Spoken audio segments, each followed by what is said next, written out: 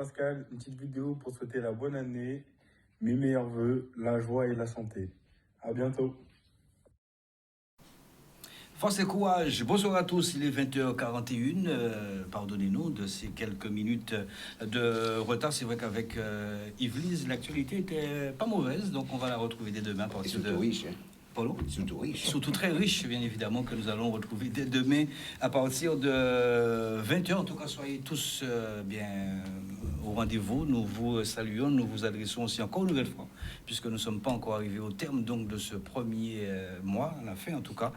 Nous vous adressons vos vœux, tout ce que vous avez et que vous souhaitez aussi puisse se réaliser. Et puis une grande et forte pensée aussi pour celles et ceux qui n'ont pas notre privilège. C'est vrai que nous sommes là, nous aimons ce que nous faisons et c'est ça, c'est tous les lundis soirs. Et c'est quand je suis ici, je me rends compte que nous sommes un lundi soir sur la Terre. Bonsoir Richard. Mais bonsoir Pascal. Ça va bien? Ça va et vous? Ça va. Avec la grâce de Dieu, tout va bien. Donc, vous savez ce que j'apprécie, pardonnez-moi. Hein, oui, je vous en prie. Justement, c'est le t-shirt que vous avez sous vous. C'est bleu, là. C'est bleu, c'est du bleu. D'accord. C'est du bleu. J'ai préféré mettre du bleu aujourd'hui. Oui. Et c'est grâce à qui? Grâce à moi. J'ai choisi cette couleur, je pense que c'est une belle couleur. Oui. Donc vous allez faire croire que nous sommes des daltoniens. Et puis surtout lorsqu'on a quand même un partenaire qui prend soin de nous. Ah oui, vous parlez de votre partenaire, notre partenaire, effectivement, les différents partenaires qu'il y a aussi. Parce qu'on ne veut pas citer un seul, on ne veut pas citer les autres. Il y en a d'autres. Richard Etienne, pour m'accompagner justement, pas au bout de la nuit, parce que c'est vrai qu'il y a d'autres impératifs. Nous avons avec nous sur le plateau, écoutez, le football dans un premier temps, et puis nous avons le vélo. Il y a pas mal de petites choses aussi à voir. Il y a des recrues, vous verrez aussi d'ici quelques instants, ces recrues qui arrivent, puisque la saison va débuter le 5 février. Restez avec nous, nous aurons aussi le Grand Prix du Marin, où Walter Riga a fait donc le déplacement. Nous saluons la Martinique, nous saluons la Guyane, et toutes ces îles qui nous englobent, et également l'Hexagone. Nous saluons, on va commencer, on a parlé de football, on va commencer déjà avec Max Makambu, président donc, de la TMC, donc Team Madras Cycling. Bonsoir Max Makambu. Bonsoir Pascal, bonsoir Richard et bonsoir à tous les téléspectateurs. Merci en tout cas d'être venu avec vous. Donc on verra comment évolue cette belle formation, cette vague bleue du côté de Saint-François avec beaucoup d'enfants et l'école de vélo, puisqu'on sait qu'aujourd'hui on est beaucoup axé sur ces jeunes. Donc on verra un petit peu cette évolution. Et si aussi, vous aussi, Max Makambu, vous avez une compétition inscrite dans ce calendrier 2023. Thierry Bagira, c'est vrai que je revois Thierry Bagira, la seule chose qu'on n'a pas pu faire, c'est jouer pratiquement ensemble ou même l'un contre l'autre, mais Thierry Bagira est un grand footballeur qui, même lors du décès du roi Pelé, oui. On l'a vu avec une très belle photo parce qu'il a... il a été là, il a été président, Thierry Bagira, président donc, de la Juventus. Non, ce que j'apprécie avec Thierry Bagira, c'est le travail qu'il fait, on aura l'occasion certainement d'en parler, le travail qu'il fait justement avec ce club précisément de la Juventus. Voilà. C'est vrai, ça fait des années, et puis il est là, il est toujours là. Et un 5e tournoi, et ce que j'apprécie aussi, c'est qu'on n'oublie pas ceux qui ont fait. 5e tournoi qui sera donc intitulé Omer Geoffroy. On le verra, ce sera au complexe sportif de Darbouchy. C'est pas au carénage, puisque le Darbouchy aussi avait étendu ses terres sur la ville des Abîmes. On le verra avec vous. Bonsoir. Bonsoir téléspectateurs, bonsoir Étienne, bonsoir Pascal. Merci à vous. Merci d'avoir pensé à Omer Geoffroy. On pense une grosse pensée aussi pour Jean-Claude Corval, aussi qui était du côté de la Juventus, qui a fait du bon boulot. Et qui est parti, j'étais parti justement avec lui, justement. Vous avez été aux États-Unis. Aux États-Unis, et puis le travail qu'il avait fait avec les jeunes, formidable. De toute façon, toutes ces personnes méritent un peu méritent un peu qu'on les honore. Bien. Dans le football, nous avons deux grands et celui aussi qui porte les couleurs de l'équipe de France. Mais on parle de beach soccer. Oui, alors de beach soccer, justement, ils sont deux. Gary André Lubin, président du GUAP Beach Soccer. Bonsoir. Bonsoir. Et puis juste à côté, pourquoi il y a Terry Chinifon, qui est joueur justement du même club, les Guada Beach Soccer, et également de l'équipe de France. Autrement dit, c'est un joueur international. On est bien d'accord. Mais on ne doit pas occulter qu'il a été footballeur, notamment avec le phare de Petit Canal. Jusqu'à maintenant, je suis à la jeunesse évolution. Là. Ah, voilà, il a changé de point. C'est parfait. Et du football, puisqu'il y en aura, puisqu'on va parler, on va revenir de toute façon avec la Coupe Vive, puisqu'il y a eu la Coupe Vive pendant le week-end, et puis les résultats que l'on donnera concernant le football, tous les résultats. Voilà, résultat. Il y a du basket aussi. Il y a du basket, il y a du hand. Il y a du hand, ce sport allemand tant apprécié. Donc tout le monde retrouvera sa petite place. C'est un petit peu comme ça tous les lundis soirs. Avec Max Macambo, est-ce qu'on peut faire la genèse très rapidement, vraiment succinctement, sur la team Madras Cycling, une formation du côté de Saint-François? Oui, mais c'est une équipe qui a pris naissance en 2020, en pleine pandémie. Et nous partons pour notre 3e année. Donc, la team Madras reste toujours sapide. Donc, on va en faire le nécessaire encore pour pouvoir l'amener au plus haut niveau. Alors, on a vu aussi, il n'y a pas très longtemps, parce on va parler de recrues dans quelques instants, vous avez une très belle recrue, puisque quand vous avez le vice-champion de la Caraïbe avec vous, Raphaël L'Automne, celui-là même qui a écrasé le contre-la-montre du côté de Marie-Galante, a écrasé aussi la course en ligne. Comment est-ce que vous avez pu, peut-être démarcher ou pas, comment est-ce que vous avez fait, parce qu'il évoluait au sein de l'USL et aujourd'hui évolue au sein de la team Madras Cycling? Non, c'est venu. C'est une grosse pointure, hein? Oui, c'est venu naturellement. Il m'a contacté, donc on a pris contact et je lui demandais est-ce que c'était vraiment sérieux, est-ce qu'il quittait l'USL, parce que pour moi, c'était infaisable. Il m'a dit oui, qu'il va partir, qu'il a fait un choix, il a réfléchi mieux au moins. J'ai dit bon, si c'est toi qui veux venir, les portes sont ouvertes. Donc, mais bon, à cause de cela, je pense qu'on a beaucoup de soucis. Donc, mais on fait avec parce que, vous savez, dans le sport cycliste, la fourrure, c'est roi. Partout on passe ça. Donc, on ne peut pas rester inerte et aujourd'hui de travailler. Raphaël, c'est un jeune, il est un champion. Donc, quel club n'aurait pas pu l'accueillir? Donc, je l'ai accueilli à bras ouverts. Avant donc de parler de cette équipe, la vitrine même, parce que c'est ce qu'on parle aussi quand on parle du Tour, on parle des grosses échéances également, mais il y a aussi ce que beaucoup oublient, ce sont les jeunes. Vous avez une école de vélo, et quelles sont vos ambitions? Comment est-ce que vous déclinerez un peu tout ça pour les prochains mois? Au départ, on n'a pas voulu faire d'équipe de seniors. On a dit qu'on se focalisait sur les jeunes, depuis le petit âge jusqu'à junior. Et finalement, le partenaire nous a demandé quand même d'avoir une vitrine, donc une équipe de seniors, ce qu'on a accepté, et on a fait le nécessaire, et on ne pensait pas avoir autant d'enfants. Aujourd'hui, on a un autant d'enfants, c'est incroyable, mais vrai, parce que le travail se fait, et puis on se donne à cœur joie. Donc, voilà, on est étonnés nous-mêmes, on est étonnés, et puis on est obligé de faire le nécessaire pour avoir beaucoup d'encadrants pour pouvoir justement supporter cette charge de travail. Donc, c'était notre ambition, mais bon, ça est encore plus loin, donc on est obligé de prendre nos responsabilités. Donc, lorsqu'on voit la photo, lorsqu'on voit les entraînements qu'on fait, donc on a aussi les féminines. Donc, la team Madras, elle est vraiment chargée. Juste une question, Max Macambo, parce que quand on voit autant de gamins, mais j'ai envie de vous poser cette question justement. Alors, dans le concret, comment ça se passe? Vous allez à la rencontre des parents? Comment ça se passe? Parce qu'il faut quand même les motiver. Non, vous allez pour avoir les enfants? Pour avoir les enfants? Non, on est dans la rue tout le temps. On regarde, on repère, on regarde des petits gamins à vélo avec les bicross et tout. Et on regarde un peu leur évolution, on leur demande si ça les intéressait de venir faire un peu de vélo. Donc, à partir du moment qu'ils disent oui, eh bien, on va contacter les parents et puis on fait le nécessaire, puisque pour leur mettre sur la route, il faut leur donner un vélo. Donc, la team Madras a fait quand même un achat de 65 vélos. 65 vélos qui étaient là et mis à disposition de tous les coureurs, de tous les parents, pour permettre aux parents d'être soulagés, puisque le sport cycliste, c'est quelque chose de cher et vraiment onéreux, quoi. Vraiment beaucoup.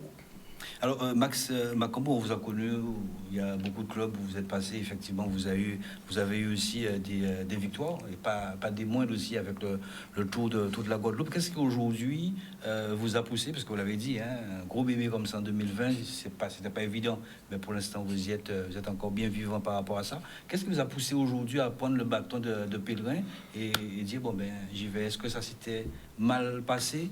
Et c'est ce qui vous a quand même quelque part permis voulu de vos propres ailes? Parce que vous l'avez dit, mais vraiment très subtilement que dans le vélo, voilà. Vous n'avez pas été au bout de vos propos. Il y a des discours amphigouriques, oui. Ouais. Donc, il y a des choses qu'on ne peut pas quand même tolérer. Ouais. Donc, je me suis dit, bon, à un certain moment, je vais voler de mes propres ailes, parce qu'il ne faut pas quand même faire des clubs en club. Donc, pouvoir stabiliser un club et puis être le président de ce club. Donc, ce que j'ai fait.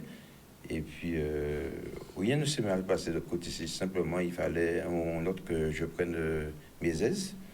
Parce que, quand même, on a gagné 3 fois le Tour de la Guadeloupe, 3 Tours de Marie-Galante.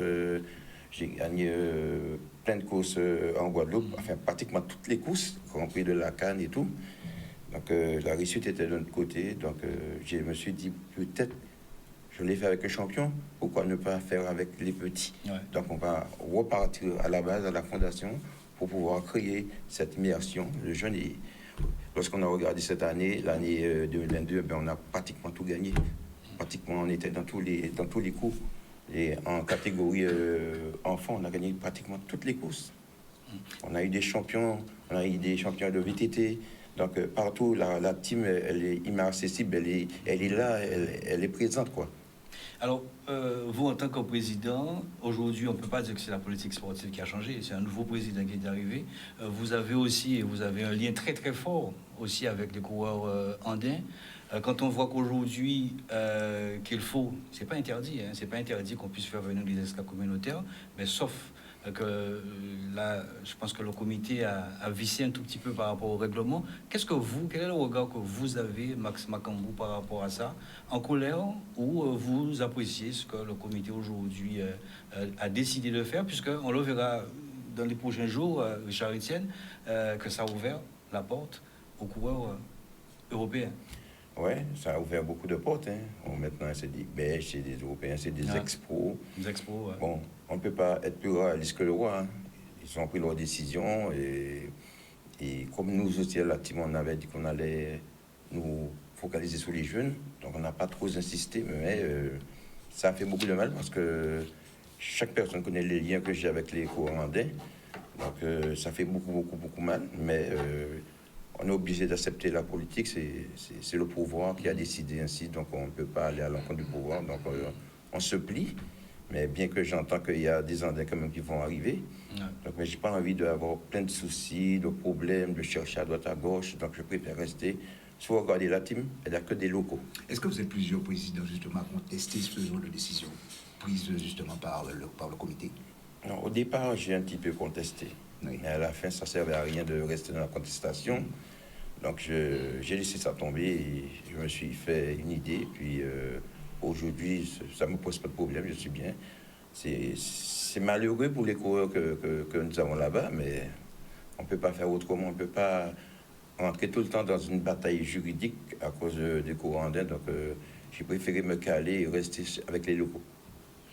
On l'a dit, Richard, hein, donc il n'y a aucun souci, sauf que les clubs aujourd'hui, les présidents de clubs, doivent absolument passer par le règlement, parce que c'est vrai oui, parce que est-ce que c'est un règlement qui est à l'échelon national déjà? Est-ce que ça rentre justement dans ce cadre-là? On est sous l'égide de la Fédération française de cyclisme, donc elle a décidé comme ça, bien, on se doit de respecter cela, donc... je ne vais pas mener des batailles incessantes. J'ai déjà perdu Pierrot Cancel au Lamentin parce qu'elle était présente ce jour-là, encore à cause des étrangers. Donc aujourd'hui, je n'ai pas envie de me retrouver dans la même bulle, à savoir que quelqu'un puisse mourir pour le vélo. Donc on a dit qu'on fait des jeunes. Parmi les jeunes, on va trouver des champions. Donc on s'arrête là. On respecte M. Touval, on respecte la Fédération française de cyclisme. Donc quand il relate Pierrot Cancel, oui. C'était justement dans les années 2012, oui. Où il y avait cette fameuse motion qui a pris naissance. D'ailleurs, avec les deux anciens présidents, hein, c'est José Kandassamy et Yves Nimias, que nous saluons si toutefois ils nous regardent ce soir, et qui étaient dirigés un petit peu vers le cyclisme endogène. Donc, oui. Et depuis là, effectivement, ça a été suivi un petit peu par l'ex-président qui était l'ancien président Philibert Mouza, qui était là aussi quelque part. On est arrivé à un seul coureur, escale communautaire, et puis voilà, aujourd'hui on est arrivé si un cours extra-communautaire doit faire partie d'une association, appelle, parce qu'il n'y a pas d'entreprise au niveau donc des clubs, doit se tenir au règlement strict et cette plateforme qu'il faut aller visiter. Mais c'est vrai que les Andins ont beaucoup fait, quelque part. On le rappelle, hein, on n'a pas de parti pris ou quoi que ce soit. Mais ce que je retiens encore dans on a pu gagner avec, avec les Andins. Ah oui. Et bientôt, chacun que j'ai mis entièrement à la disposition de Bruce Karine. Souvenez-vous que chacun était en train de gagner le tour et je suis allé l'arrêter sur le pont. Et ça m'a apporté beaucoup de problèmes après, mais j'ai pris ma responsabilité parce qu'on était venu faire gagner un Guadeloupéen d'abord, ils étaient à disposition. Donc le truc s'est changé, donc j'ai dû intervenir, mais Ubeto a fait un grand rôle, Piesga a joué un grand rôle, Chacon a joué un grand rôle, Vargas a joué un grand rôle. Donc tous ils ont quand même porté leur contribution pour la victoire d'un Guadeloupéen. Et aujourd'hui, on nous a enlevé cette alacrité. Nous sommes là et puis nous regardons parce que nous ne pouvons pas intervenir. On ne peut rien faire contre eux. Et ce que je retiens d'essentiel, c'est ce que vous venez de dire, c'est que vous faites preuve de sagesse désormais. Oui, mais c'est ça. Il vaut mieux ne pas aller à l'affrontement, rester sage. Même si on a envie que les gars viennent. Mais aujourd'hui, j'ai pris une autre direction, puisque dans mon club, lorsqu'on regarde mon club, il n'y a que des locaux, que des jeunes. Donc on va faire avec. Et puis on va essayer aussi d'emmener les petits juste à la catégorie senior pour qu'on puisse avoir une équipe formée de petits qui a quitté à la base pour pouvoir essayer de gagner le tour de la Guadeloupe. Je ne sais pas si Dieu me prête vie. Donc on verra. Mais c'est ma devise maintenant, c'est les petits. Je reste plus avec les petits, toujours avec les petits. On leur donne des conseils, ils sont bien encadrés. Donc il y a Johan Griffin qui fait un excellent travail, il y a Toto, il y a Omer Ramsay, il y a Peter Jeville, Eric Sheba, il y a Sabrina Spinato, il y a beaucoup d'encadrants et il y en a qui va nous rejoindre bientôt. Donc beaucoup d'encadrants pour que l'équipe soit vraiment forte et fondamentale. On sait qu'Eric Sheba était parti, est-il revenu? Vous avez parlé de Peter Giauville aussi. Qu'est-ce qu'il en est exactement? Non, il y a toujours un débat autour de Sheba. Sheba n'a jamais démissionné de la TNC. Non. Il n'a jamais porté de feu au comité. Il était simplement en réflexion. D'accord? Il était en réflexion et lorsqu'il est revenu me voir, on a parlé. J'ai dit, Eric, qu'est-ce que tu as décidé? Il m'a dit, la TMC, c'est mon club. Non. J'ai accepté, on a renouvelé sa licence. Et voilà, et Peter Jeville est venu nous joindre. Moi, c'est moi qui ai cherché Peter Jeville. Puisque, comme Eric était indécis, donc j'ai dit, bon, au lieu d'être surpris, je préfère aller prévoir notre droit. Aujourd'hui, les deux sont là, ils vont cohabiter. Il y a Ishira qui est sur le gouvernement qui a cohabité avec Mitterrand, c'est ça? Donc, la cohabitation peut se faire parfaitement. Aujourd'hui, j'entends beaucoup de paroles. Comme je vous ai dit, j'entends des choses. Les gens n'ont qu'un souhait, c'est que la TMC se casse le visage. Donc, j'entends dire comment je vais faire pour pouvoir diriger toute cette équipe de signaux. Et je me rappelle lorsque Pascal avait commencé son journal, là. Je me rappelle Pascal. Challenge. Et j'avais créé le Grade Bikers. J'ai entendu 5 marques par instant, même 3. J'entends plein de choses. Mais moi, je sais comment. Je suis un fédérateur, oui, je suis un rassembleur. Et ce matin encore, Luc Sablon m'a témoigné de ça. Il m'a dit que oui, lorsqu'on est avec toi, on doit de se transcender parce que tu as les mots qu'il faut. Je ne suis pas là pour comme les gens viennent avec. Non, j'arrive, il faut que je fasse le courrier bien. Qu'est-ce qu'il a mangé? Est-ce qu'il était au cours de la semaine, ça s'est bien passé? Donc, fort de tous ces éléments, lorsqu'on est en dos, je dis, mais tu n'as pas de problème. Donc, on y va. Voilà, on se sacrifie.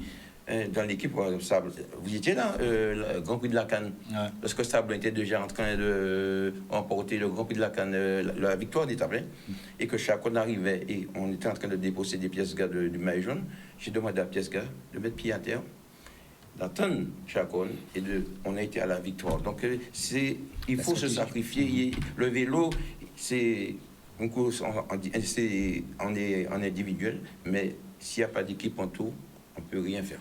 Ça se court en équipe. Voilà. Je crois qu'il y a 2 photos, Jordan, 2 photos, même la course donc de la Martinique, on va voir d'ici quelques instants, mais plutôt 2 photos. Et je vais vous demander si vous allez reconnaître ces coureurs, les recrues, tous les recrues. Donc je vais vous demander à Max Makambo ou même à Thierry Bergera. Voilà, 2 photos qui vont arriver. C'est 2 recrues. Voilà. Est-ce que ce quoi vous parle? Non. D'accord. Eh bien, c'est un ancien professionnel. Il a évolué au sein de la Cofidis, qui a terminé d'ailleurs, qui a clôturé sa belle carrière de professionnel en 2022. Eh bien, il est dans nos eaux. Dans nos eaux. Donc, après le Predator, voilà le torpilleur. Donc, Stéphane, c'est de l'exclusivité. Stéphane Rossato, D'accord. Oui. A signé à l'USL, ancien professionnel. Voilà, donc il y a Marc Mago aussi, qui a également signé. Ce sont des athlètes que nous verrons sur le plateau aussi, Richard Etienne. Et puis il y a encore une autre grosse pointure, vous comprenez pourquoi j'ai débuté avec vous, Max Makambo, par rapport à ces andins, par rapport à ces recrues, un ex-professionnel, Stéphane Rossato, et nous aurons un troisième, un gros morceau aussi. Donc il va falloir qu'on se prépare pour les différentes compétitions.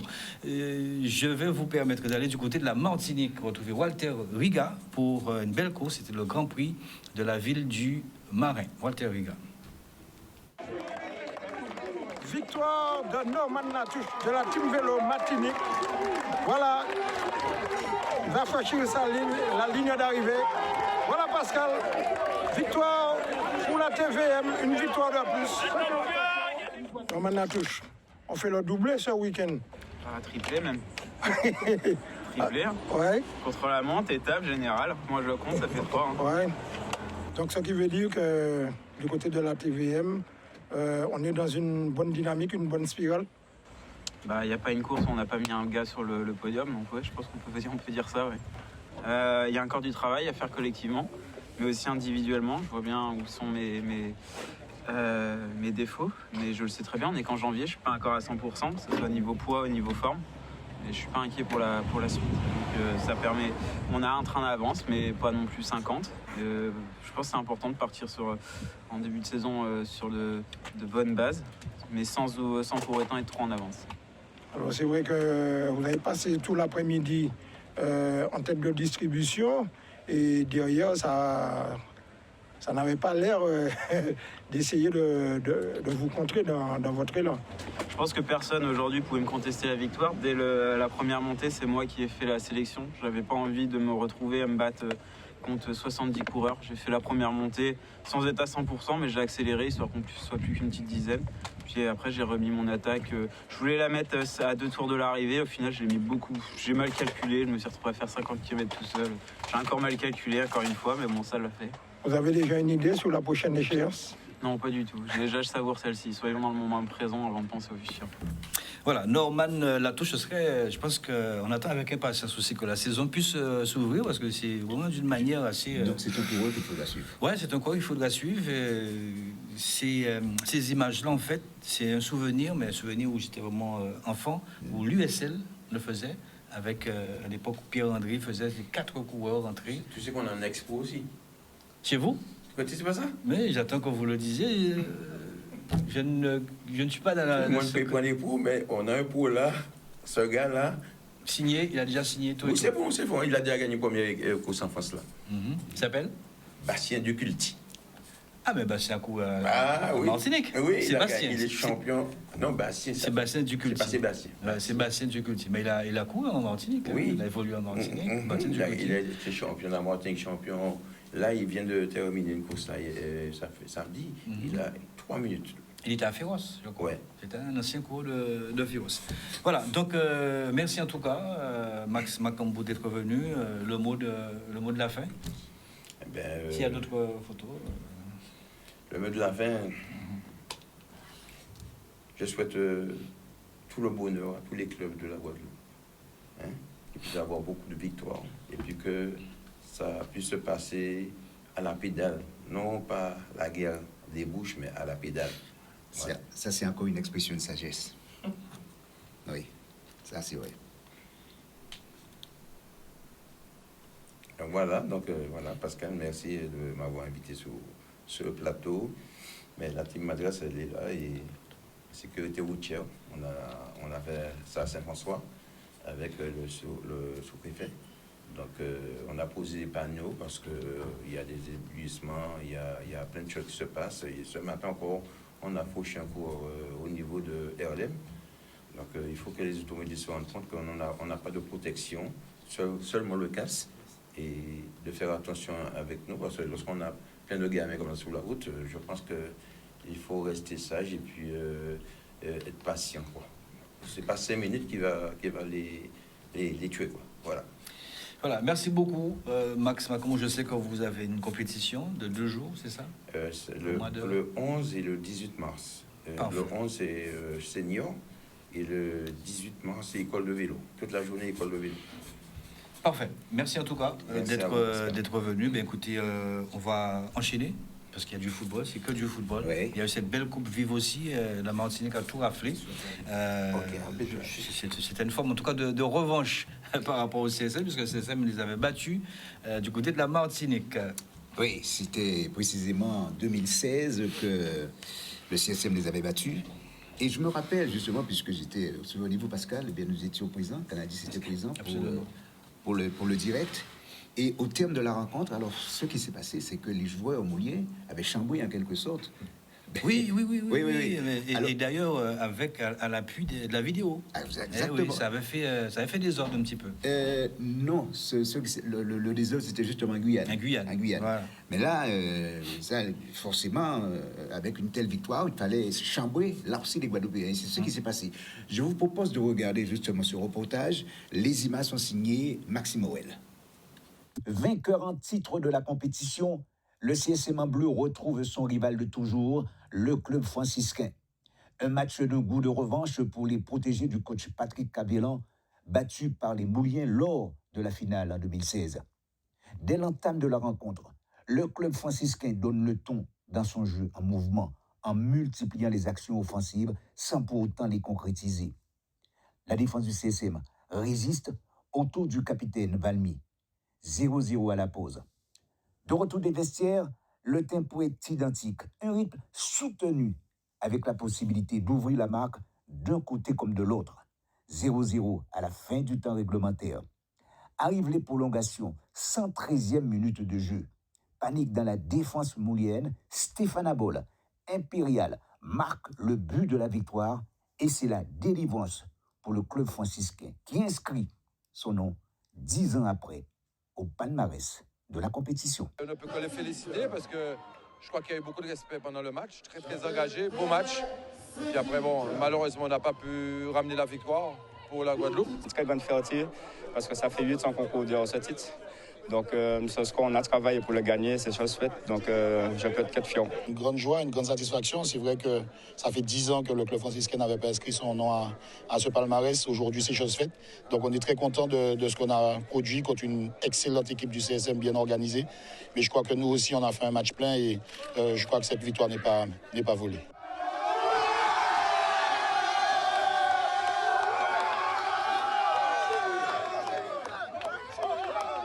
On peut comprendre la joie qui anime justement cette équipe du club franciscain. Stéphane Abol, parce que c'est lui qui a marqué le but, fait partie de la sélection. C'est un joueur qui a pétri de talent. Mais ce qui s'est passé, Pascal, c'est que lui, Stéphane Abol, c'est un défenseur au départ. Et l'entraîneur Cabellan, lui a dit, mais écoute, tu as la possibilité pour marquer ce but libérateur. Et là, il lui a demandé de se porter à l'avant. Et c'est comme ça exactement qu'il a marqué le but, mais dans les tout derniers instants de cette rencontre. Mais c'était un beau match. Très très beau match, belle revanche en tout cas. Belle revanche. C'est vrai que Richard Albert a toujours voulu gagner à la maison. Oui. Il va en Martinique, il gagne, mais ça lui manque un petit peu. Oui, mais je pense avec les jeunes qui poussent dans cette équipe du CSM, ils parviendront tout de même à réaliser ce rêve, puisque c'est ce qu'il veut de toute façon, Richard Albert. C'est peut-être l'occasion pour nous de parler, pourquoi pas, du beach-soccer. Avant de passer exactement au résultat. D'accord. Il y a aussi Thierry Bagira aussi. Il y a Thierry Bagia qui est là, et Thierry Bagia, justement, alors Thierry Bagia, qui est un président, je dirais, heureux, Pourquoi? Parce qu'il a beaucoup de gamins au sein de son club qui n'est autre que la Juventa. Et alors Thierry Bagia, s'il faut parler justement de ce club, qu'est-ce que vous avez envie de dire? La Juventa, de toute façon, ça fait 5 ans qu'on a repris le club, les anciens joueurs, et puis on a mis une politique de jeunesse pour redorer le blason un peu du club. Et aujourd'hui, pour le moment, la mayonnaise n'a pas encore pris vraiment, mais nous sommes sur la bonne marche. Et puis nous avons un bureau en ce moment aussi qu'on a reconstitué, ça fait 1 an, qui aujourd'hui qui permet au club de se structurer petit à petit. L'espace que vous avez du côté pas du Risé, hein, je ne parle pas du Risé, mais plutôt du côté des Abîmes là, vous êtes satisfait de ce terrain d'entraînement? Oui, de toute façon, c'est depuis qu'on a... c'est tout votre local, en quelque sorte. Oui, c'est notre siège social maintenant, et il est basé maintenant au club sportif d'Aossé. C'est depuis notre délocalisation, puisqu'on a la Juventa a été créée pratiquement au Risé, où se trouve l'UNA en ce moment. Et puis bon, après, la ville nous a permis d'avoir le complexe sportif d'Aossé. Ça nous permet d'avoir un complexe qui comprend 3 terrains, qui nous permet aujourd'hui d'accueillir un certain nombre d'enfants. Et aujourd'hui, nous sommes en train de mettre en place une filière sportive sur toutes les catégories, pour nous permettre de durer sur le temps. Parce qu'il y a beaucoup de jeunes du côté du Risé, beaucoup de jeunes. C'est-à-dire que nous... c'est vrai, il y a l'UNAR, mais enfin bon... Avant, nous étions ciblés plutôt sur l'assainissement, la Croix-Boisson. Maintenant, nous arrivons à avoir des enfants de toutes les abîmes.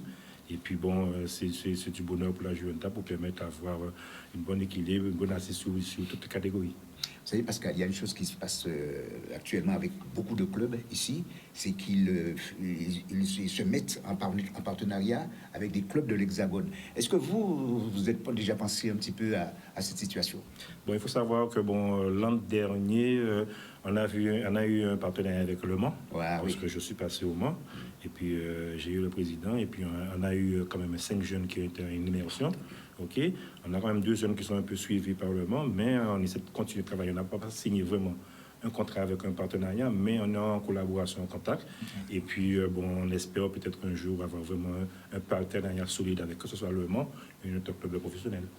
Alors, juste pour vous donner une petite idée de cet homme qui est sur le plateau, regardez cette photo qui ne va pas quand même vous rajeunir, hein, Thierry Bagia. Ça, c'était à Trinidad, parce que vous étiez... un excellent joueur, je pense que vous l'êtes encore, peut-être dans le beach soccer, je sais pas, peut-être en futsal, je ne sais pas, mais l'Overfort, je dis ça, l'Overfort a été fort. Ça, c'est une photo, une belle photo, gros souvenir, c'était en Trinidad. Ah ouais, ça c'était, j'avais 25 ans. Ouais. C'était, on représentait la Guadeloupe justement, la sélection senior. En 72, je crois, dans ces eaux-là. Non, en 94. 94. Ah, non, mais 72, il avait peut-être 2 ans. Il avait peut-être 2 ou 3 ans, Charles-Étienne. C'est à peu près ça, 2 ou 3 ans, 4 ans. J'avais 1 an. L'astuce révélateur, simplement, c'était pour dire que Pelé est venu, pour ceux qui ne le savent pas, à 70, 71. À Guadeloupe. Là, c'était à Trinidad. On représentait la Guadeloupe. Ce qu'on appelle aujourd'hui Gold Cup.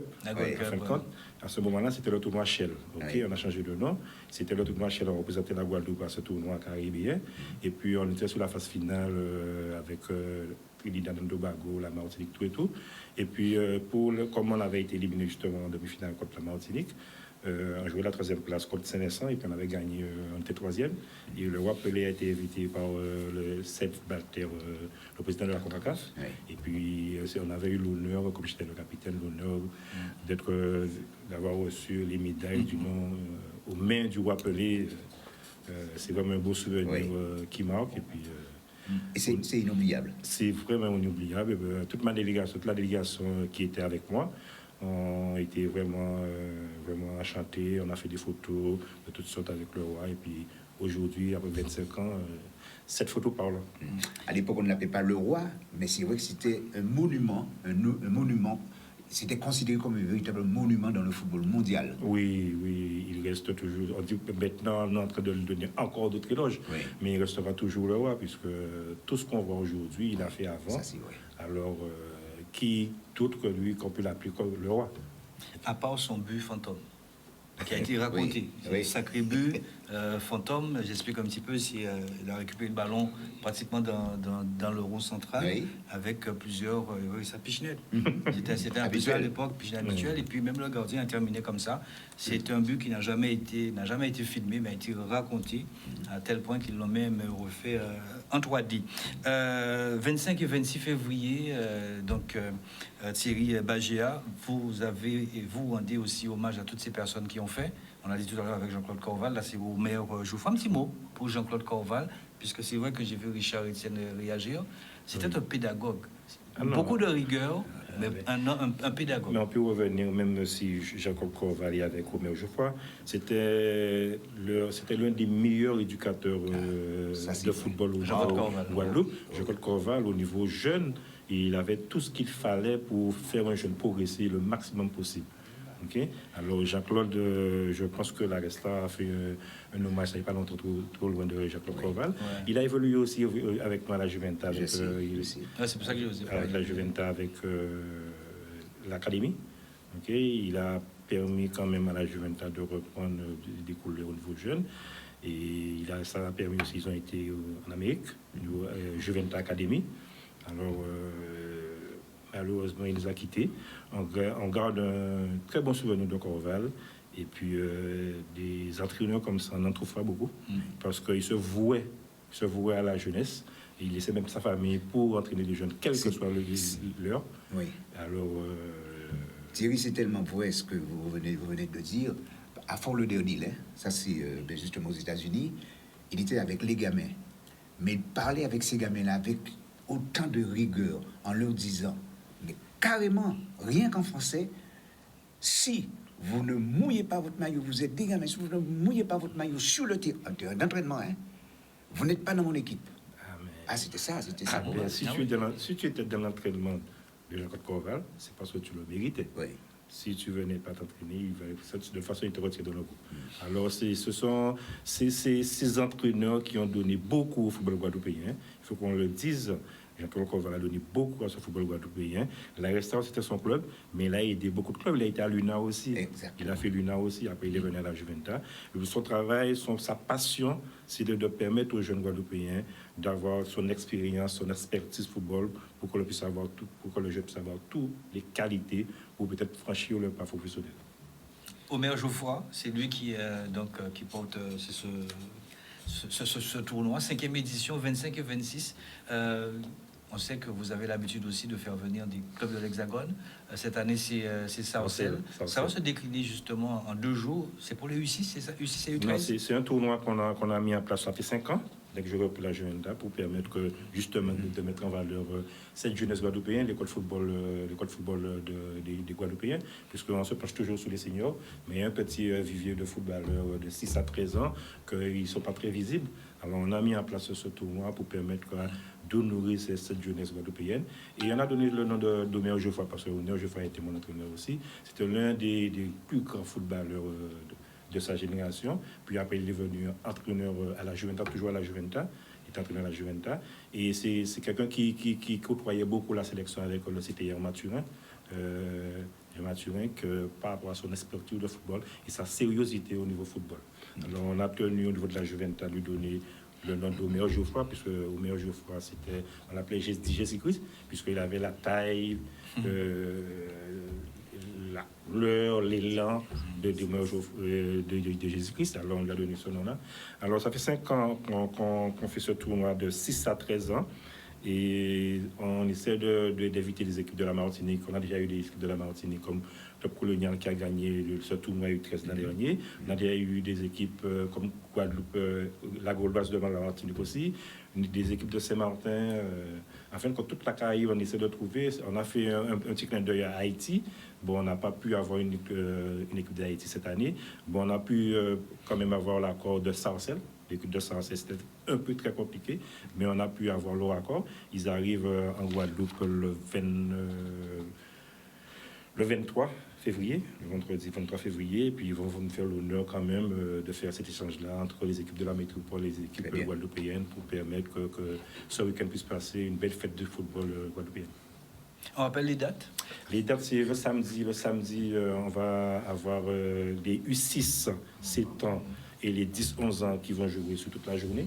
Le dimanche, ça sera la catégorie U9, U8, U9 et 12-13 ans qui seront sur toute la journée. Alors justement, on aurait souhaité avoir une grande couverture médiatique pour encore mettre en visibilité cette jeunesse, parce que je pense qu'on en a besoin. Avant d'être senior, le football parle de la jeunesse, alors je pense que les médias, Pascal, Étienne seront là. L'an dernier, on avait quand même Total Sport qui nous a fait l'opportunité de faire le direct, le samedi complet. Et cette année, on essaie de voir aussi d'autres médias puissent faire samedi ou dimanche. Je pense que le football guadeloupéen a besoin, cette jeunesse a besoin de cet apport médiatique pour permettre d'aller plus loin. Parce que ça sera bien qu'ils se voient quand même comment il évolue à la télé et à la radio, les attentes à la radio. Je pense que moi, en tant que footballeur avec mon expérience, quand je m'entendais à la radio, à la télé, ça me donnait encore plus de push à l'entraînement, d'aller plus loin dans mon sport. Et c'est souvent intéressant aussi pour les parents, parce que les parents, quand on parle comme ça, je le vois régulièrement sur les différents stades, quand on parle de leur progéniture, de leurs enfants, eh bien, c'est toute une joie qui se manifeste chez eux. Oui, de toute façon, nous, à la Juventus, on implique énormément les parents. Il faut savoir, ce tournoi-là, on ne peut pas le faire sans les parents, puisqu'on reçoit au moins 3000 personnes par jour. Il faut savoir, il y a 3000 visiteurs, spectateurs qui viennent sur ce tournoi-là, puisqu'il y a par jour au moins 28 à 30 équipes qui jouent en même temps. Alors ça veut dire qu'on a du monde sur ce terrain-là. Ça veut dire qu'aujourd'hui, que les parents, on leur demande de s'impliquer, que ce soit à l'entraînement, de ne pas venir déposer les enfants, mais aux entraînements, de participer aux matchs et au tournoi aussi pour encadrer ce tournoi-là. Nous, chez nous, à la Juventus, les parents suivent, puisque, comme on dit, sans les parents, l'enfant ne peut pas quand même avoir cet équilibre sportif. En voyant ses parents le suivre, l'enfant a encore envie de venir à l'entraînement, et je pense que les résultats suivent aussi derrière. Oui, parce que la question justement que j'allais vous poser, est-ce que les parents, quand ils viennent comme ça, ils déposent leurs gamins et leurs enfants et puis ils s'en vont? Non. Là, ils restent avec les enfants. Ah non, mais nos parents font tout à la Juventus. Nos parents commencent, ils préparent tout, nettoient le local, participent à des foires qu'on fait, participent à tout ce qu'on fait. Nos parents, on a une équipe, le CIA, mais on est juste là pour manager. Mais le reste de tout ce qui se fait à la Juventus, c'est les parents qui sont avec nous, qui nous aident, sans quoi on ne pourra pas arriver. Quand on a au moins 180 licenciés, un CIA de 10 à 10 personnes ne peut pas couvrir tout ça. Quand par week-end, on a au moins 5 à 6 matchs sur le week-end, 10 personnes ne peuvent pas couvrir ces matchs-là. Alors les parents adhèrent normalement avec nous, et puis jusqu'à maintenant, ça se passe bien. C'est une bonne chose, Pascal. Très belle chose. Avant d'enchaîner avec le beach soccer sur le plan d'eau du côté de Trois-Rivières, c'était ce samedi. Priscilla Romain a pris sa petite moto, sa grosse cylindrée, a été donc pour cette première étape. C'est le challenge kayak. Donc c'était sur 8 km du côté de Vieux-Fort. Et une belle épreuve, belle première étape qui a été remportée par Melvin Mouret. Les images sont signées, puis le reportage signé Priscilla Romain.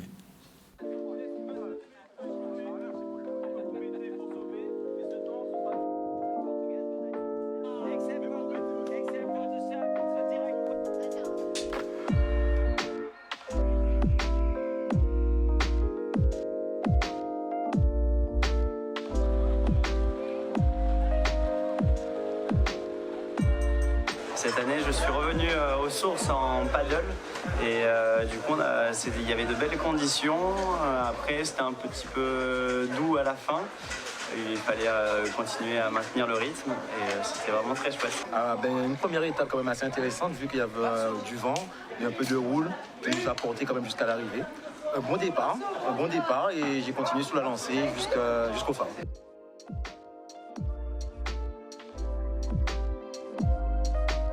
La stratégie, c'était plutôt de tirer au droit, parce que j'ai vu que le vent était... Du moins, j'ai compris que ça servait à rien d'aller au large. On avait quand même des bonnes conditions en restant assez près de la côte. Donc, moi, je me suis mis vent plein dans le dos, et puis voilà, dérouler, essayer de prendre un maximum de bonnes. Et ça glissait bien.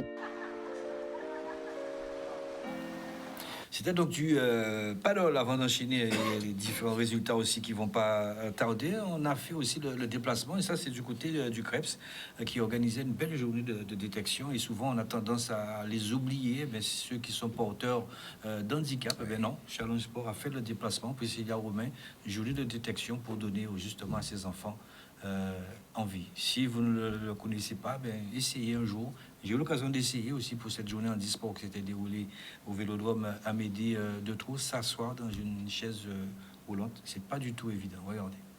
On cherche véritablement à toucher des jeunes qui ont plutôt entre 12 ans et 18 ans, 18-20 ans, et de répondre à leurs attentes liées à la pratique sportive.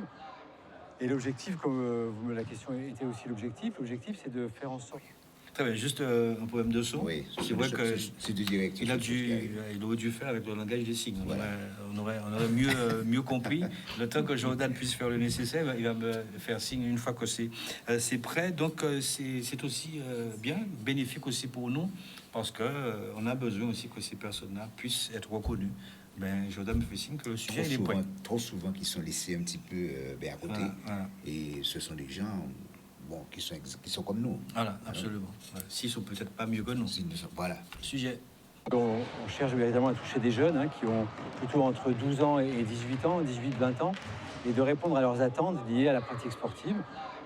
Et l'objectif, comme la question était aussi l'objectif c'est de faire en sorte de détecter des jeunes qui pratiquent ou qui ne pratiquent pas l'activité sportive, et qui ont envie de rentrer un petit peu dans une logique de pratique fédérée, donc avec les fédérations, mais aussi de pratiques encadrées, avec des personnes qui sont formées. Donc on a un plan de formation ici au Krebs, des entraîneurs, un plan aussi des personnels du Krebs, qui puissent accueillir dans les meilleures conditions et s'occuper des jeunes dans les meilleures conditions possibles.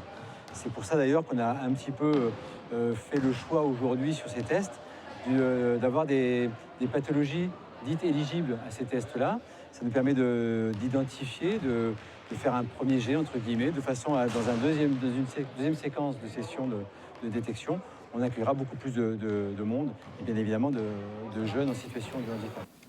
Voilà, nous saluons cet excellent travail. Si plus d'informations, on l'a dit avec Jean Badjoni, responsable donc, du handisport au Krebs Antilles-Guyane. Tout en passant, je salue M. Raboteur, champion de France. Ah oui. On l'a reçu. Ah oui. Oui. Aveugle, oui. Mais qui est champion de France. Ça a été il y a quelques jours de ça. Et qui a été décoré, il faut quand même le préciser, qui a été par la région, quand même. C'est ce qui est tout à fait normal. Juste après son passage ici, voilà. dans Challenge Sport. La transition est donc toute trouvée avec vous, Richard Etienne. Oui, bien justement, d'abord, avant de passer avec les autres invités, bien juste une page de pub, et puis on revient dans le direct. À tout de suite. Oui, eh bien, on revient en plateau avec les invités, puisque nous allons parler du beach soccer. Le beach soccer avec Gary-André Lubin qui est là et Thierry Schellingford. Eh bien, d'abord, merci à vous deux d'être présents sur le plateau. Merci à vous de nous avoir invités. Merci. Alors, Gary-André Lubin et Thierry Schellingford, merci, je l'ai dit, d'avoir répondu à notre invitation. Du 6 au 12 février prochain, eh bien, le Guada Beach Soccer sera au Salvador, qui se situe au nord de l'Amérique centrale, pour jouer la Ligue des Champions. On est bien d'accord? Alors, la Ligue des Champions, mais c'est une première, justement, pour un club guadeloupéen de participer à une telle compétition.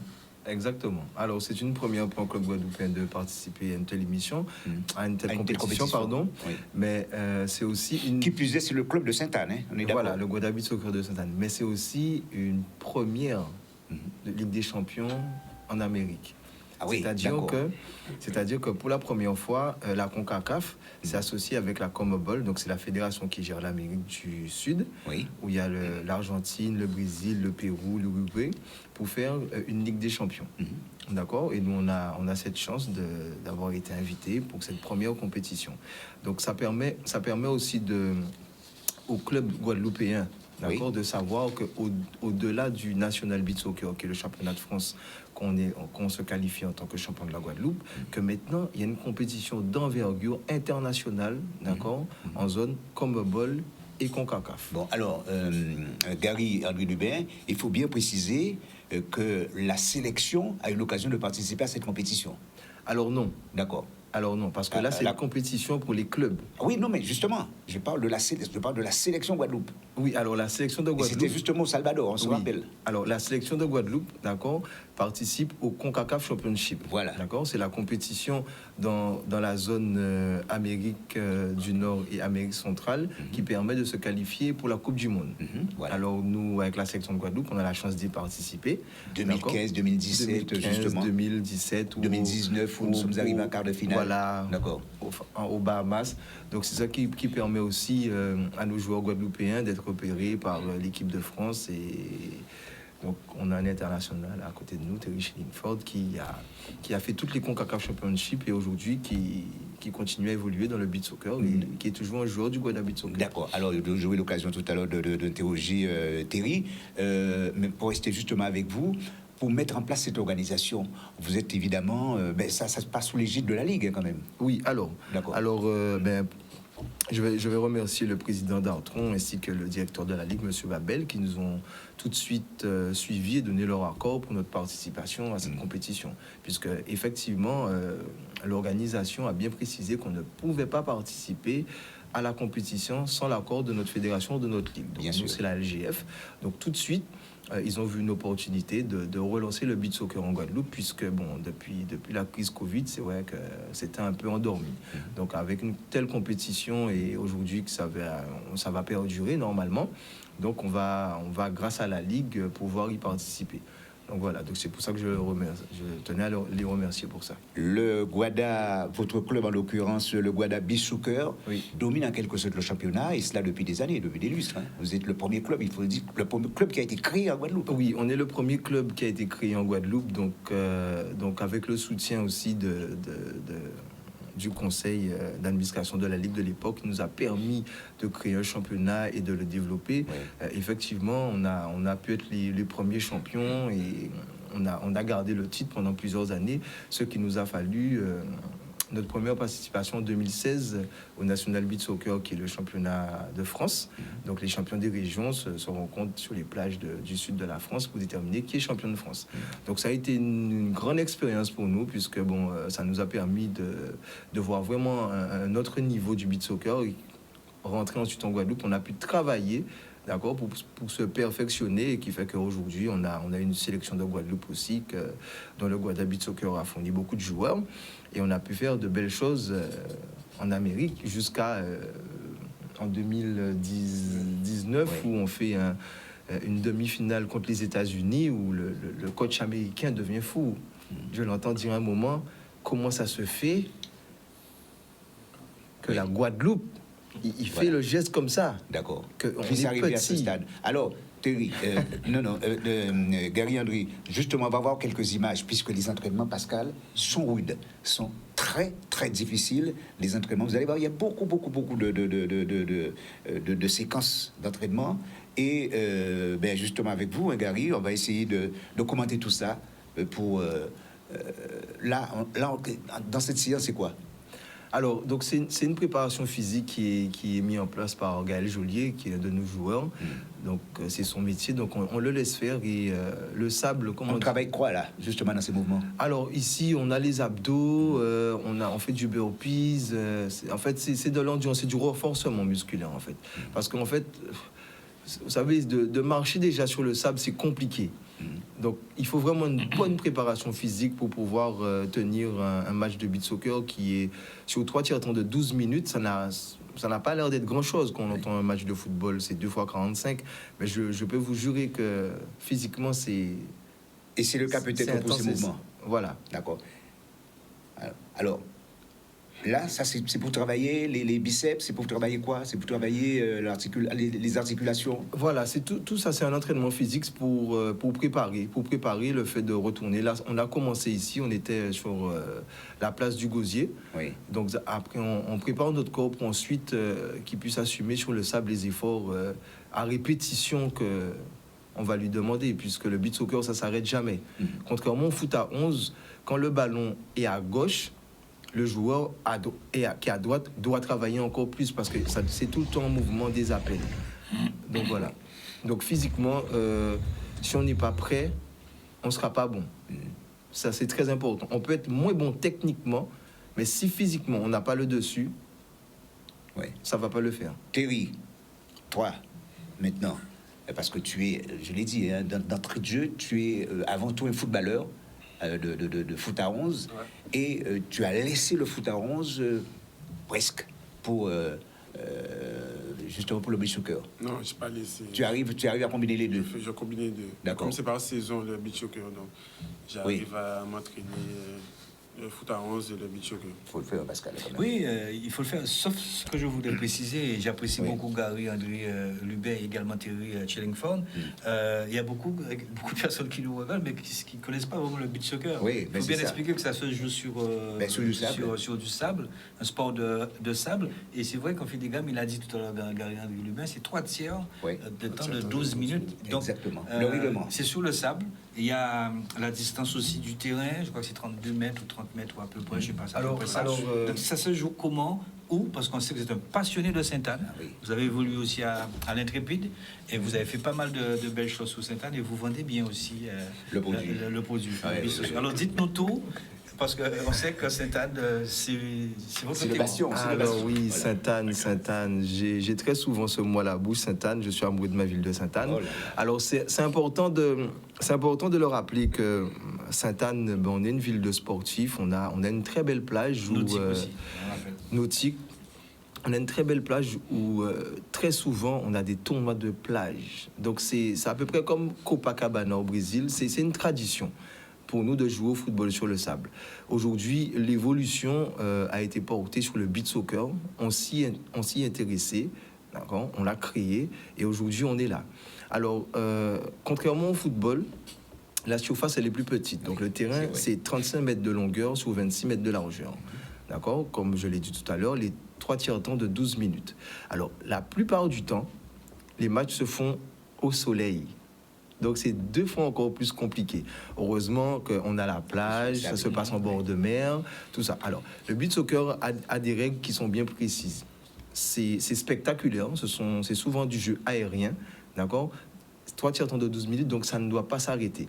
Il y a un truc qui est fondamental, c'est si on ne connaît pas les règles du beach, on va jouer, mais on va très souvent faire des erreurs parce qu'on ne connaît pas les règles.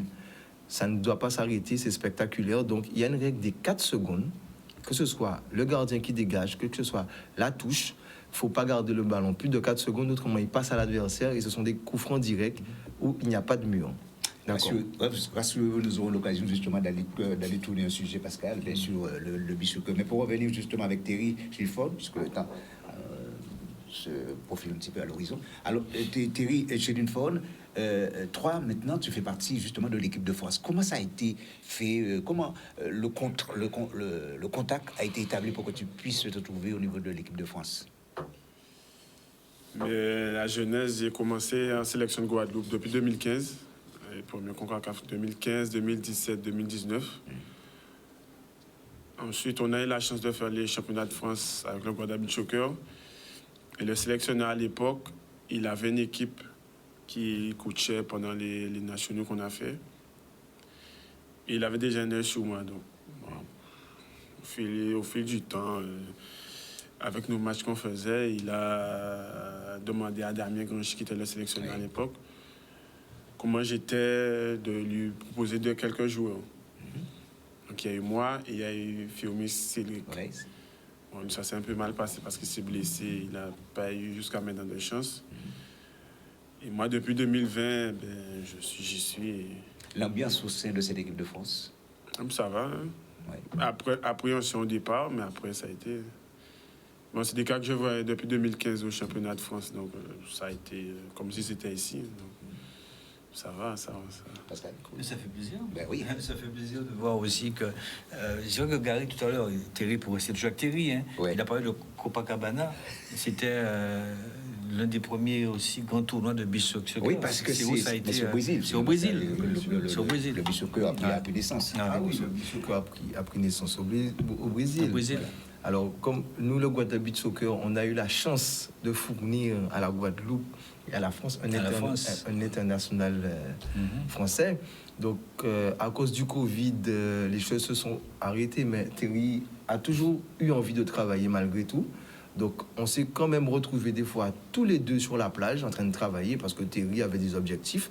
Et il n'y a que le travail qui paye. Il n'y a que le travail qui paye. Donc, on a travaillé tous les deux. Et aujourd'hui, franchement, moi, je tiens à féliciter Terry pour sa volonté de, malgré la distance, d'accord, entre la Guadeloupe et l'Hexagone, de travailler pour continuer à prétendre à l'équipe de France. Alors, on retient quand même les dates du 6 au 12 février. Au 12 février, c'est ça. D'accord. Alors, on sera logé à Salvador, oui. Mais le stadium, il est à Costa del Sol. D'accord. Donc voilà. D'accord. Salvador de Bahia. Oui, parce qu'il y a non, Salvador de Bahia, c'est au Brésil. parce que il ne faudrait pas que l'avion nous emmène là. La capitale de Salvador, c'est bien Salvador. Hein. San Salvador. Voilà, c'est ça. Merci en tout cas. Et puis, revenez avec des médailles, messieurs. Hein. Écoutez, on travaille pour, on va tout faire pour, d'accord? Alors, je tiens à préciser quelque chose rapidement. Quand je parlais qu'on n'a rien voulu lâcher, c'est que c'est important de le souligner, le rythme. Oui. D'accord. Jouer au football sur le terrain et jouer au football sur le sable, c'est pas la même chose, surtout pour les articulations.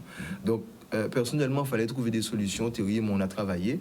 Donc, c'est pour ça que je l'ai invité à rejoindre une association avec laquelle on joue au football tous les dimanches.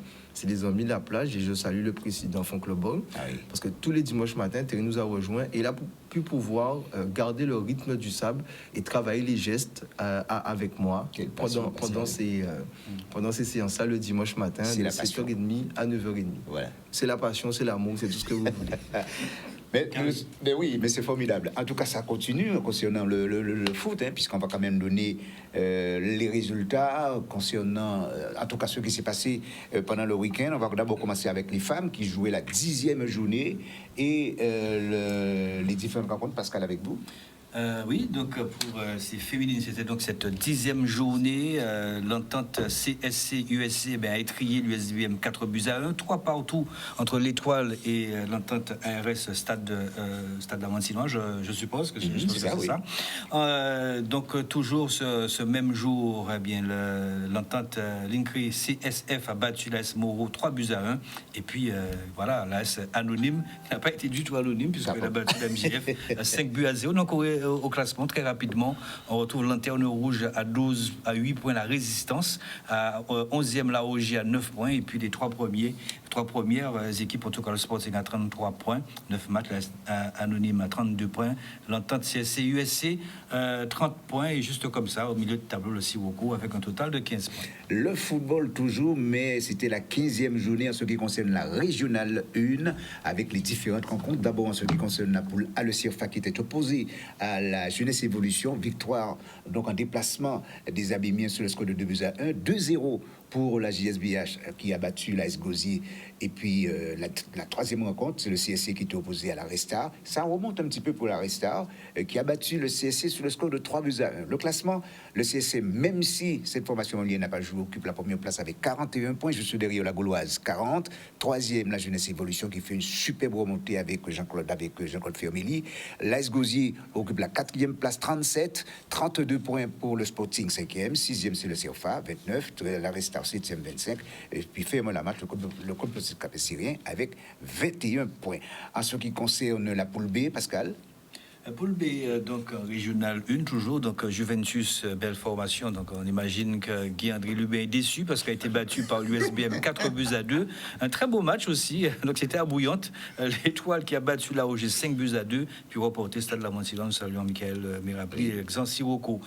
Pour cette 15e journée, donc 9e le Stade de la Montilon avec 22 points, le 8e c'est Dynamo 22 points, le 7e c'est l'AOG avec 27 points, 6e la Juventus de Sainte-Anne avec 28 points, première donc l'USBM qui domine un petit peu avec 4 points d'avance sur l'Étoile à 42 points, 38 points l'Étoile, la Solidarité Scolaire à 35 points, puis le Phare est 4e à 32 points, puis à 30 points le Sirocco à 2 points donc du Phare qui est donc 4e. Le handball avec la 14e journée précisément, le résultat et classement, on va voir ça tout de suite avec d'abord le résultat en ce qui concerne les féminines, hein, eh bien 36-33 pour l'Intrépide face à l'Étoile. La GSA a battu la ZUP 32-15. Victoire en déplacement de l'Infini face à l'ABC 30-17.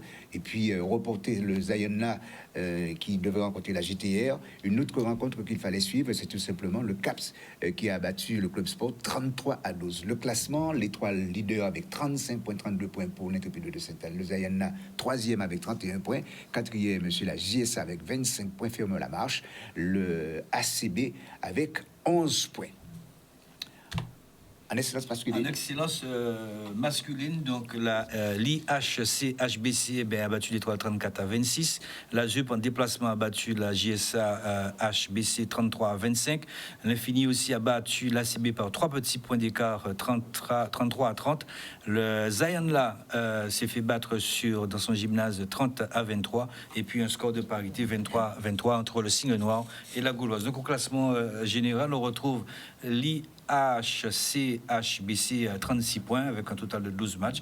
La JTR 2e 31 points, 3e la ZUB 29 points et puis la Lanterne Rouge ACB avec un total de 8 points qui quant à cette formation ACB avec 8 matchs. Oui, mais il y avait aussi du volley, 10e journée, les résultats en ce qui concerne les hommes ou plutôt les femmes, l'Étoile a été battue par Fumerol 3-7-1, victoire en déplacement du Racine Beach face au Buc 3-7-0, l'US Goyave a pris le meilleur face au Colonial 3-7-1 et puis l'Arsenal exempt. Donc voilà un petit peu, et de même que le CMGBB, voilà les deux équipes qui étaient absentes pour cette 10e journée. En ce qui concerne les hommes, Pascal.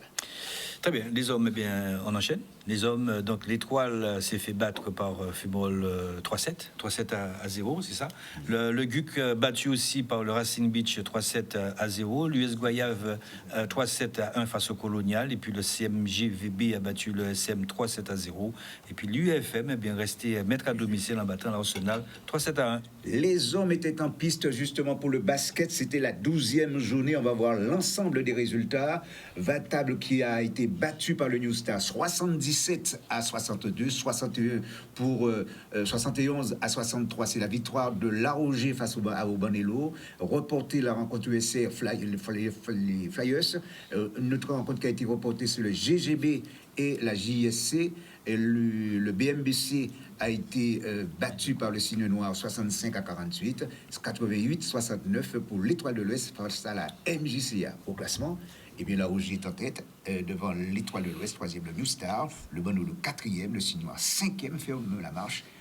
Vatable avec 10 points. Même US Bolt ne serait pas votre pointure. Usain Bolt. Ça a été vite fait, bien fait. On a tout dit. Et qu'est-ce qu'il nous reste? Ce qui nous reste, je crois, ce sont les citations. Voilà, c'est le côté décalé, mais je ne sais pas si vous connaissez, mais en tout cas, soyez les bienvenus. Vous allez découvrir. Donc après donc cette petite heure, donc on a tout épluché, revenir un petit peu sur toutes ces disciplines. Mais ce moment décalé, ce sont des citations. C'est pas moi qui les écris, ces citations. Ce sont des citations que je récupère un petit peu sur la toile. Mais ça peut sembler Gary, ça peut sembler Thierry, aussi Thierry, ça peut sembler également Thierry, et vous aussi chez vous, et sans oublier notre technicien aujourd'hui, Jordan, et vous aussi, Richard. Alors c'est parti. Allez, première citation, c'est parti. Avec vous, Thierry Bagia. Vous lisez. Voici enfin le 4e singe. C'est la somme des 3 premiers. Il ne voit personne, n'entend personne, et ne parle à personne. C'est un peu la société, pas quelque part. On enchaîne avec Gary. Le monde d'aujourd'hui, je comprends rien, mais je déforme tout. Je ne vois rien, mais je vante tout. Je ne dis rien, mais je juge tout. C'est un peu la société. Oui. Ah oui. Il y a des gens sur les réseaux sociaux qui vous suivent et observent ce que vous faites. Pourtant, ils ne vous aiment pas. Ils ne commentent pas vos publications, mais ils ne vous suppriment pas car ils ont besoin de savoir tout ce que vous faites. Aïe. Ah ouais. Quand l'homme noir respectera l'homme noir, personne ne marchera sur l'homme noir. Si on peut taper sur les noirs, en toute impunité, c'est bien parce que les noirs eux-mêmes se tapent entre eux pour des bruits. Et ça, c'est une réalité, c'est vrai. Pour des boutilles. Malcolm X. Voilà, histoire sans parole, méthode rapide pour grossir. Je demande ça à son chéri. 7 lettres, chéri. Mariage. Thierry Bagéa. Les hommes pensent que le rêve de toutes les femmes est de rencontrer l'amour de leur vie. Et le rêve de toutes les femmes est de manger sans grossir. Je crois aussi. Ouais. Encore devant l'ordi, j'ai essayé derrière, on voit même bien. C'est un petit côté décalé. Thierry? Dis-moi, combien d'années vit un âne? Mais pourquoi cette question? Parce que ne sens pas bien.